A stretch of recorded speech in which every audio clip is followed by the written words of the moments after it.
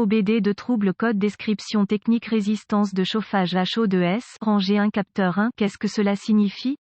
Ce code de diagnostic DTC est un code de groupe motopropulseur générique, ce qui signifie qu'il s'applique à tous les véhicules de 1996, Chevrolet, Ford, GMC, Mazda, Pontiac, Isuzu, etc. Bien que générique, les étapes de réparation spécifiques peuvent varier selon la marque, le modèle. Lorsque je découvre un code P0053 enregistré, je sais que le module de commande du groupe motopropulseur PCM a détecté un dysfonctionnement dans le circuit de chauffage du capteur d'oxygène O2. En amont, ou pré-convertisseur catalytique, la banque 1 indique que le dysfonctionnement concerne la banque du moteur qui contient le cylindre numéro 1, le capteur 1 signifie que le problème concerne le capteur en amont. Les capteurs d'O2 sont fabriqués avec un élément de détection de dioxyde de zirconium protégé par un boîtier en acier ventilé. L'élément de détection est fixé au fil conducteur du faisceau de câble du capteur O2 à l'aide d'électrodes en platine. Le réseau de zone du contrôleur CAN connecte le PCM au faisceau de câble du capteur O2. Le capteur d'O2 fournit au PCM des données concernant le pourcentage de particules d'oxygène dans les gaz d'échappement du moteur par rapport à la teneur en oxygène de l'air ambiant. Dans le capteur O2 chauffé, la tension de la batterie est utilisée pour préchauffer le capteur pendant les conditions de démarrage à froid. En plus des circuits de signaux du capteur O2, il existe également un circuit dédié au chauffage du capteur. Il transporte généralement la tension de la batterie, 12,6 volts minimum, et peut avoir un fusible en ligne. Lorsque le PCM détecte que les conditions de température du liquide de refroidissement du moteur sont dans une limite programmée, la tension de la batterie est appliquée au circuit de chauffage du capteur O2 jusqu'à ce que le PCM entre en fonctionnement en boucle fermée. La tension est généralement acheminée via le PCM, parfois avec l'aide d'un relais ou de fusible, et est déclenchée lorsque le contacteur d'allumage est mis en marche pendant les conditions de démarrage à froid. Une fois que le moteur a atteint sa température de fonctionnement normale, le PCM est programmé pour interrompre la tension de la batterie vers le circuit de chauffage O2 et prend des mesures pour ce faire. Si le PCM détecte un niveau de résistance du circuit de chauffage du capteur O2 supérieur aux limites programmées, un code P0053 sera enregistré et un témoin indicateur de dysfonctionnement 1000 sera probablement allumé. Certains véhicules peuvent nécessiter plusieurs cycles d'allumage avec une panne pour que le 1000 soit allumé. Pour cette raison, vous devrez utiliser le mode de préparation OBD2 afin de vous assurer que vos réparations sont réussies. Une fois les réparations terminées, conduisez le véhicule jusqu'à ce que le PCM passe en mode de préparation ou que le code soit réinitialisé. Gravité et symptômes. Puisqu'un code P0053 signifie que le réchauffeur du capteur O2 en amont est fondamentalement inutilisable, il doit être résolu dès que possible. Les symptômes de ce code moteur peuvent inclure diminution du rendement énergétique, fumée noire de l'échappement en raison d'une condition de démarrage à froid riche, démarrage retardé en raison d'une condition de démarrage à froid pauvre. D'autres codes de diagnostic associés peuvent également être stockés. Cause potentielle d'un code de panne P0053 peut inclure un capteur O2 défectueux, câblage et ou connecteur brûlé, cassé ou déconnecté, fusible grillé ou lien fusible brûlé, relais de commande du moteur défectueux. Solution possible. Un bon point de départ est toujours de vérifier les bulletins de service technique TSB pour votre véhicule particulier. Votre problème peut être un problème connu avec un correctif connu publié par le fabricant et peut vous faire économiser du temps et de l'argent lors du diagnostic. Pour diagnostiquer un code P0053, j'aurai accès à un scanner de diagnostic, à un ohmètre numérique volt DVOM et à une source fiable d'informations sur le véhicule, comme All Data DIY. Je commencerai normalement par une inspection visuelle des faisceaux de câbles et des connecteurs du système, en se concentrant sur les faisceaux qui sont acheminés près des tuyaux d'échappement et des collecteurs chauds, ainsi que ceux qui sont acheminés près des bords tranchants comme ceux que l'on trouve sur les écrans d'échappement. Utilisez le DVOM pour tester tous les fusibles et liaisons fusibles du système. Soyez prudent pour tester ces composants lorsqu'ils sont sous charge. Les fusibles qui ne sont pas chargés peuvent sembler opérationnels, puis échouent lorsqu'ils sont chargés.